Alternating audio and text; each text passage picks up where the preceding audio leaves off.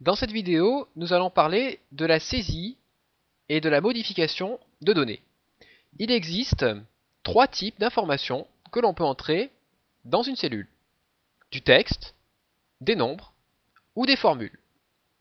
Pour entrer du texte, il suffit de sélectionner la cellule, de taper le texte et de valider. Si je veux supprimer le contenu de ma cellule, je me place dessus, donc je la sélectionne et j'appuie sur Supr.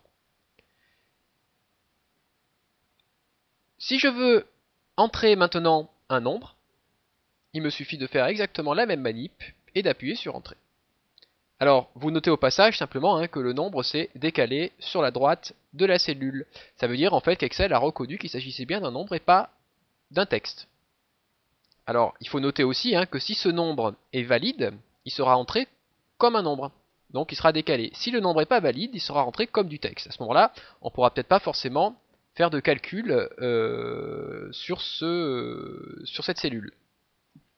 Alors, si je veux éditer le contenu de ma cellule, il suffit de faire un double clic et de modifier la valeur.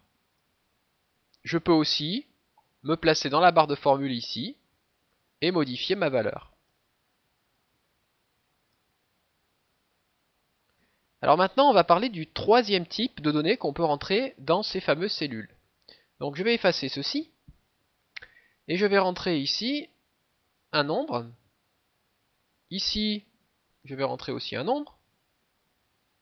D'accord? Et là, en B1, je vais taper égal à 1 plus A2. Alors, on constate effectivement que le tableur a compris ce que je voulais faire. Donc pour rentrer une formule, elle est précédée de égal. Ensuite, je tape la formule sans rajouter quoi que ce soit, des espaces par exemple, non. Et alors l'avantage, c'est que ici, vous observez que en barre de formule déjà, on a une différence par rapport à la valeur qu'on va avoir dans la matrice.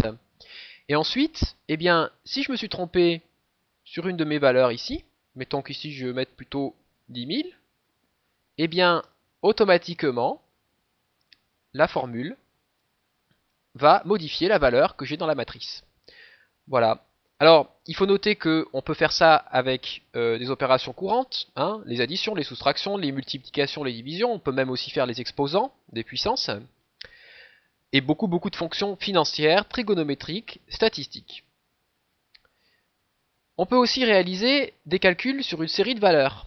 À ce moment-là, on utilisera des fonctions comme somme, moyenne, max, min, médiane, etc. On a aussi des fonctions relativement simples d'utilisation par rapport à leur complexité réelle. On parlera notamment de la fonction si et de la fonction recherche v.